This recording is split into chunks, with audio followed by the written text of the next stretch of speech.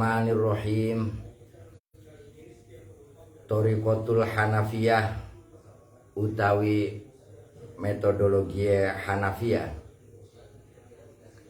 iku tamtazu jadi berbeda atau jadi istimewa opo hadhi thariqatu ikilah metodologi bitakriri qaidil usuliyati kelawan menetapkan piro-piro kaidah usuliyah al mustamaddatu kang diambil mimma saking persoalan-persoalan qararahu kang sampun menetapkan hukum hu ingma sapa aimmatul mazhabi piro-piro imam mazhab fi furu'ihim ing dalem cabang-cabange a'immah al ijtihadiyati kang bangsa ijtihadiyah al fiqhiyati kang bangsa fikih. Kemarin sudah diterangkan mengenai masalah metodologi usul yang digagas oleh Jumhurul Usuliyin yang di dalamnya ada Hanafiyah, yang di dalamnya ada Syafi'iyah. Sekarang tentang Thariqatul Hanafiyah.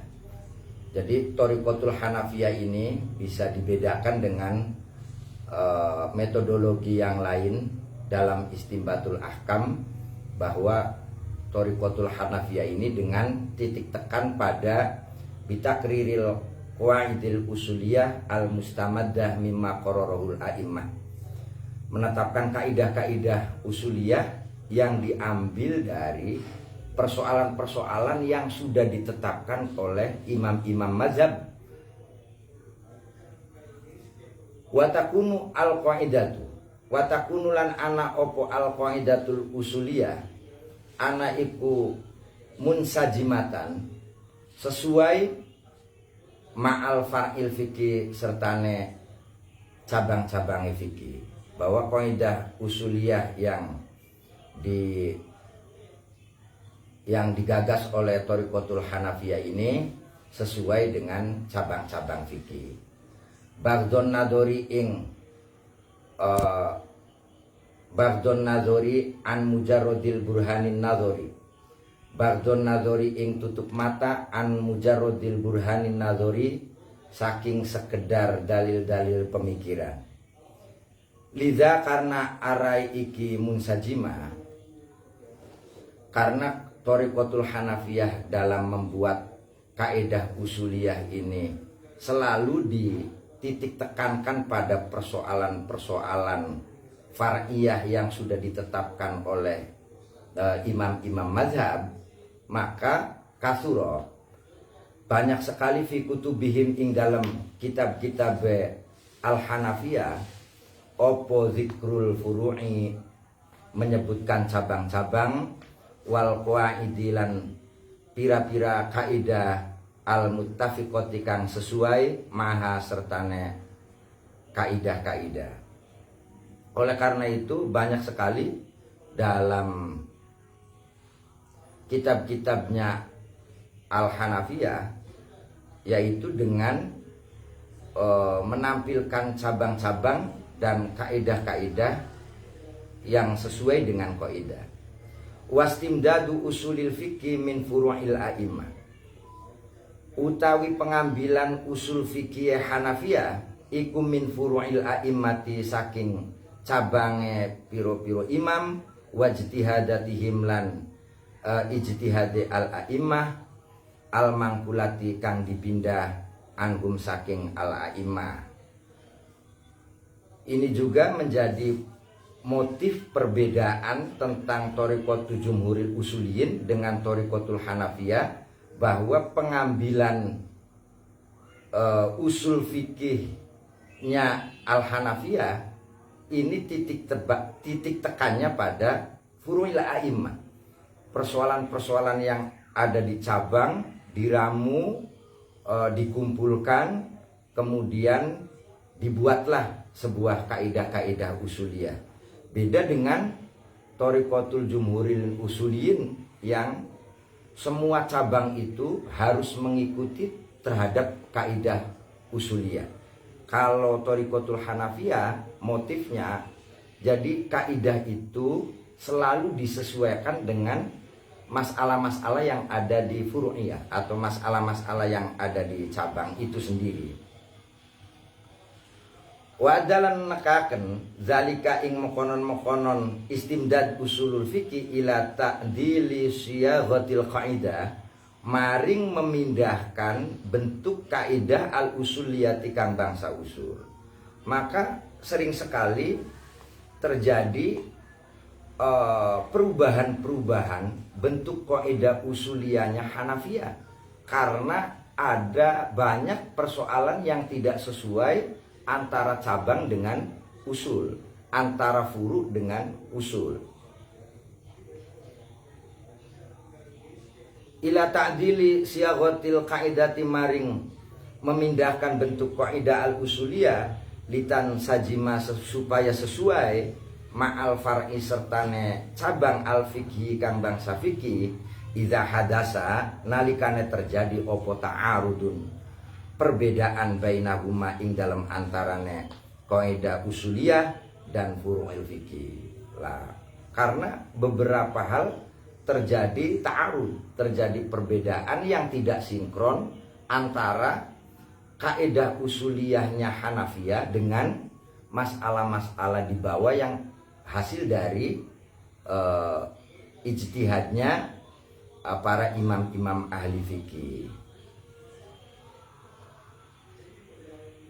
Misla kaulihim, sepadane dawe usuliyin al mustaraku la yu'am.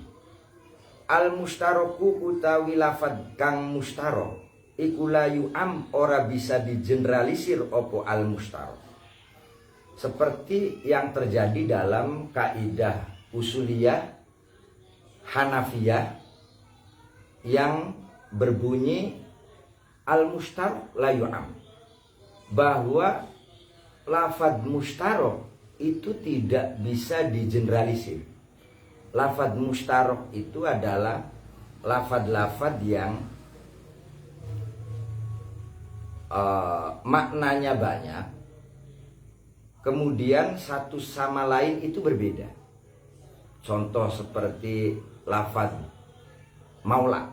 Maula ini adalah lafad yang mustarok karena punya kemungkinan makna bendara atau sayyid, juga punya kemungkinan makna hamba atau budak. Seperti dalam lafaz dalam syair Maulaya sholli wa sallim daiman abada. Lah, maula di sini bermakna sayyid, bermakna bendara, bermakna junjungan. Tetapi terjadi lagi bahwa maula ini punya makna bukan bendara, bukan sayyid, tetapi justru malah hamba atau budak. Seperti dalam sebuah pernyataan atau ada hadis terkait mengenai masalah sahabat Bilal, bahwa anna Bilal maula Abi Bakrin, bahwa Bilal itu adalah budaknya Abi Bakar. Karena dulu Bilal ketika dilihat oleh Abu Bakar adalah seorang hamba yang disiksa oleh sayyidnya, kemudian dibeli oleh Abu Bakar. Setelah dibeli oleh Abu Bakar, Bilal ini menjadi budaknya Abu Bakar, kemudian dimerdekakan oleh Abu Bakar. Artinya bahwa maula itu punya kemungkinan makna budak, juga punya kemungkinan makna sayyid atau bendara. Al-mustaroku la yu'am, bahwa lafad mustarok tidak bisa digeneralisir. Wa inna mayurodu, lan angin pestine dikarepaken bihi kelawan ma. Wa inna mayurodu ang pestine dikarepaken bihi kelawan ma opo maknan wahidun, makna kang siji. Karena yang dikehendaki dalam menghukumi sesuatu itu adalah harus dengan menggunakan satu makna. Tidak boleh lafaz yang muhtamal. Kemungkinan maknanya ini, kemungkinan maknanya ini yang disebut dengan lafadz mustarok itu. Mima'anihi saking piro-piro maknane mima'ani saking piro-piro maknane ma. Jadi yang dimaksud dari kaidah-kaidah usuliyah itu dalam al-mustarok la yu'am harus dengan menggunakan makna satu. Jadi fikkan dulu maknanya satu, baru hukum itu akan dimunculkan atau akan dikeluarkan. Dan karena ngalap min furu'il fikih saking cabang-cabangnya fikih fil wasiyati ing dalam wasiat. Karena mengambil dari persoalan yang ada di cabang-cabang fikih tentang masalah wasiat. Wasiat orang yang memberikan wasiat yang akan meninggal dunia. Lau ausolamun wasiat sopo wong lima walihi maring mawaline wong wakanalan ana lahu kadue wasi atau orang yang wasiat anaiku mawali a'laun wa asfalun lan mawali asfalun. Kalau terjadi ada orang wasiatnya adalah harta milik saya ini ketika saya sudah meninggal dunia maka akan diberikan kepada mawali saya. Lah wasiat-wasiat yang seperti ini dibatalkan karena tidak sah, karena lafadz mawali ini berbentuk lafadz mustarok. Karena punya potensi mawali itu bisa bendaranya atau bisa sayidnya, bisa juga budaknya. Lah karena memungkinkan dua makna yang akan diberikan, sementara kaidah itu menghendaki akan memberikan kepada satu orang, kalau mawali asfalun saja atau mawali a'laun saja, maka status kaidah ini dibatalkan. Batolat maka batal opo al wasiat iza mata nalikane mati sopo al wasi wong kang wasiat qoblal bayani ing dalem sadurunge memberikan penjelasan-penjelasan. Terjadi pembatalan kaidah kalau seorang yang wasiat ini belum memberikan penjelasan-penjelasan tentang mawalinya. Apakah mawalinya itu asfalun atau mawalinya itu adalah a'laun.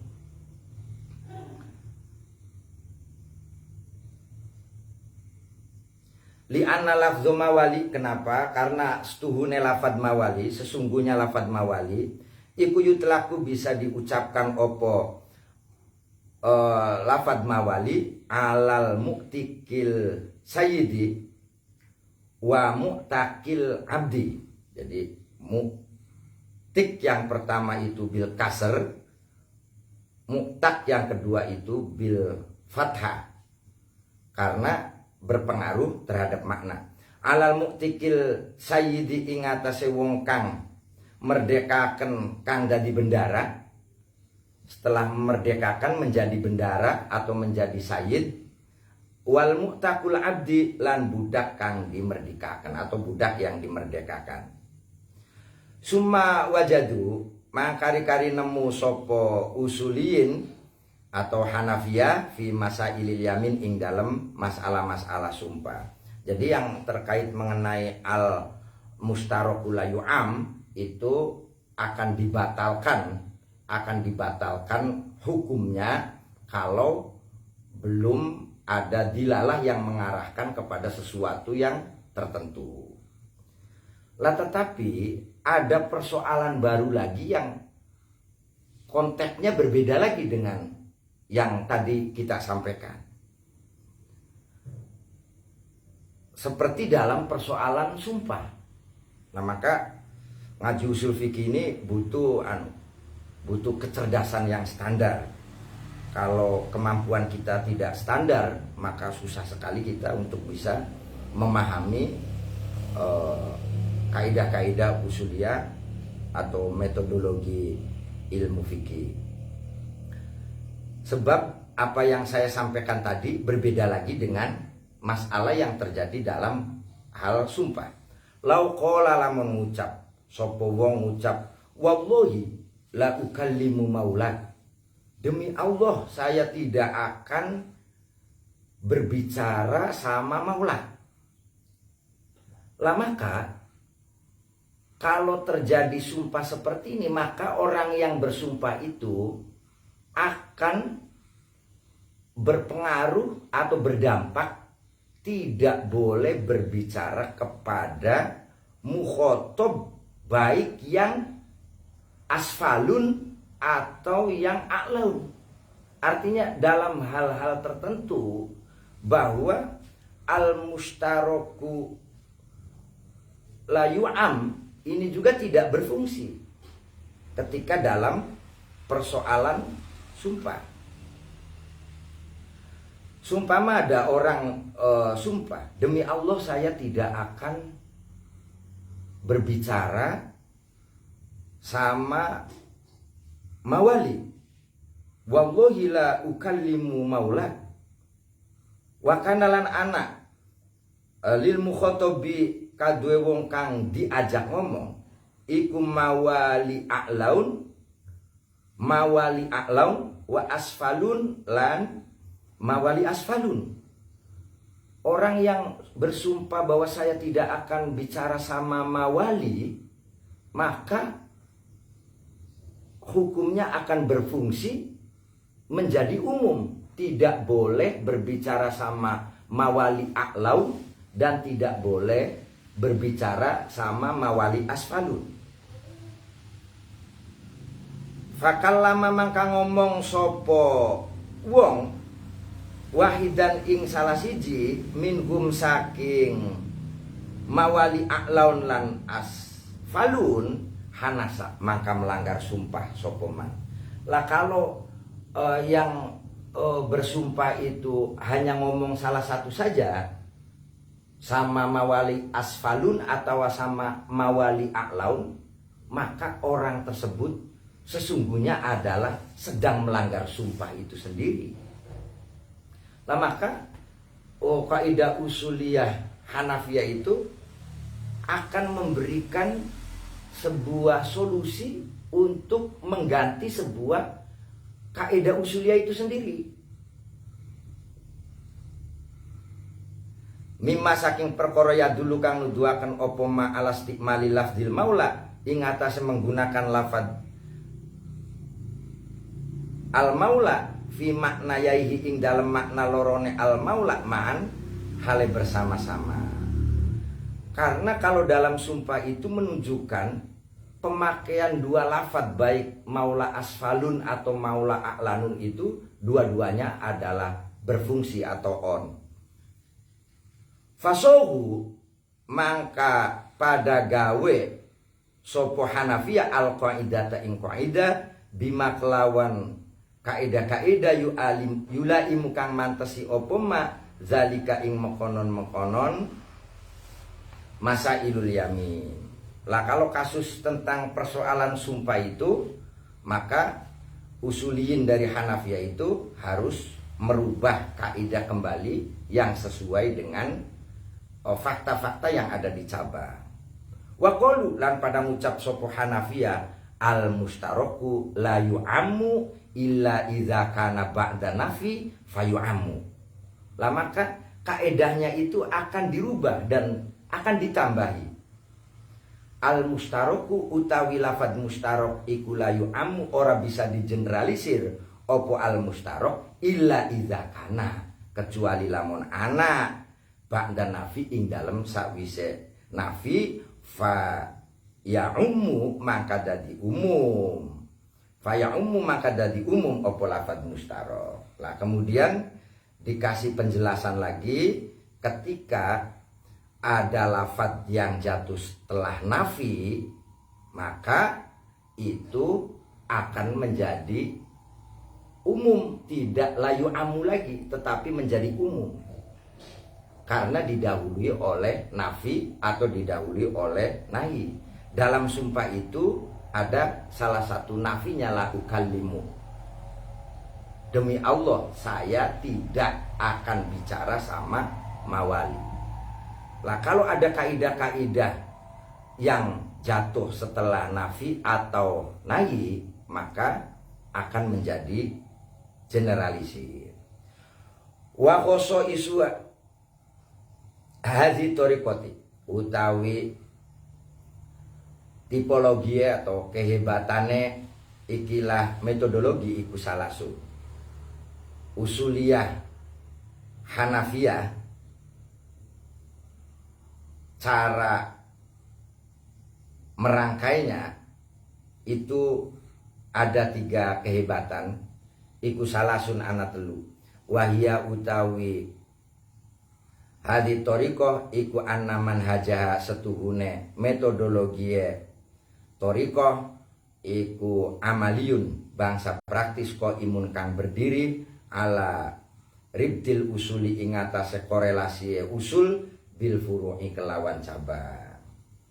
Yang pertama metodenya disesuaikan antara kaidah usuliyah dan furu. Wa anna halan setuhune hadits thariqah iku mazajat dadi campur apa hadits thariqah bainal usuli ing dalam antarane usul wal fikilan fikih bi uslubin kelawan piro-piro uslub mufidin kang bermanfaat. Dicampur antara usul dan fikih dengan cara yang bisa memberikan kemanfaatan. Wa anna halan setuhune hadits thariqah iku khodamat.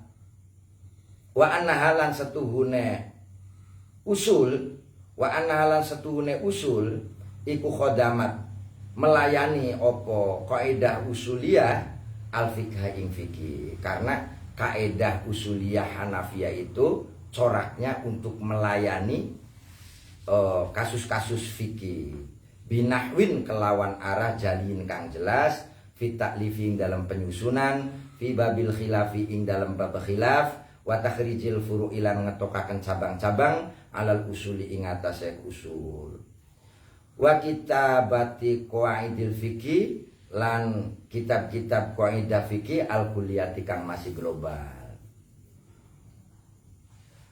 Wa min ahammi kutubi hadits thariqati lan saking luwih penting-pentinge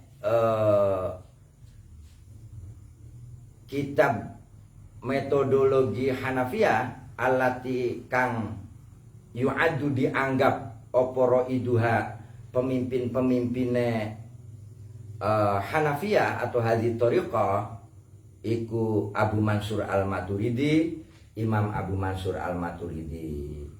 Pelopor atau pembesar-pembesar imam-imam yang dengan menggunakan metodologi Hanafiyah ini adalah salah satu pembesarnya Imam Abu Mansur Al-Maturidi. Usulul Jasos, dalam kitab Usulul Jasos li Rozi kadue Imam Rozi.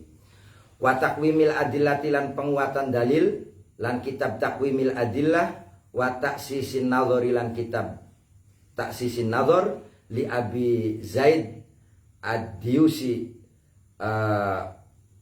kadue karangane Imam Abi Zaid Ad-Dayus wa Tamhidil Fusul lan kitab Tamhidil Fusul fil usuli ing dalam nerangaken persoalan-persoalan usul li Sarkhosi kadue Imam Sarkhosi. Ada kitab Usul Jasos karya Ar-Razi, ada kitab Taqwimul penguatan dalil dan pembenaran analisa, kitabnya karya Abi Zaid Ad-Dayus, dan kitab Tamhidul Fusul fil Usul karya Imam Sarkhosi, wa Usuli Fakhril Islam Al-Bazdawi, dan kitab Fakhrul Islam karyanya Imam Bazdawi, wa Kitabil Manar, dan kitab Al-Manar karya Imam Lil Hafid An-Nasifi, kitab Imam Al-Hafid An-Nasafi. Walahulan kadue Al-Manar, tetapi dalam kitab Al-Manar ini banyak sekali peminatnya sehingga tidak sedikit yang memberikan syarah-syarah terhadap kitab Al-Manar. Walahulan iku kadue Al-Manar syuruhun utai piro-piro syarah ahsanuha kang utawi wi bagus-bagus syarah iku Miskatul Anwar, kitab Miskatul Anwar. Wa hasyatu Nasamatul Ashar lan kitab Hasyiah Nasamatul Ashar libni Abidin kadue anak lanange Imam Abidin. Hasyiah Nasmatul Ashar, angin sumilir di waktu pagi, artinya bagus sekali. Libni Abidin kadue Imam Ibni Abidin. Wa min haju hadhi tariqah utai metodologi ikilah dalan iku ta'rifu ilmi usulil fikih, mendefinisikan ilmu-ilmu usul fikih, cara-cara dalam kitab yang tadi kita sampaikan itu. Yang pertama adalah dengan mendefinisikan ilmu usul, summa bayanul adillati syar'iyyati, kemudian menerangkan dalil-dalil syariah al muttafaq alaiha, baik yang muttafaq alaih atau yang mukhtalaf alaih. Jadi diterangkan terminologi-terminologi yang ada di usul fikih itu, baik dalil-dalil yang muttafaq alaih dan dalil-dalil yang dianggap mukhtalaf alaih. Summa ahwal mujtahidin, kemudian hal ikhwalnya mujtahid dalam rangka istimbatul ahkam. Summa ta'arud ma kari-kari, dalil-dalil yang kontradiktif, wa tarjihilan, memenangkan. Itu salah satu yang diterangkan dalam kitab-kitab tadi. Wa akhiron, lan yang terakhir, pembahasan usul corak Hanafiyah itu adalah mabahisal hukmi syar'i, membahas hukum-hukum syariah. Motif yang ketiga dari usul itu adalah thoriqatul mutaakhirin bil jam'i bainat thoriqataini, ing dalam antarane metodologi jumhurul usuliyin lan hanafiyin zuharu fil Quran, wallahu a'lam bishawab. Al-Fatihah. A'udzubillahi minasyaitonirrajim. Bismillahirrahmanirrahim. Alhamdulillahirabbil alamin, arrahmanirrahim, maliki yaumiddin. Iyyaka na'budu wa iyyaka nasta'in. Ihdinas siratal mustaqim, siratal ladzina an'amta 'alaihim ghairil maghdubi 'alaihim waladdallin. Rabbil firli wa liwalidayya amin.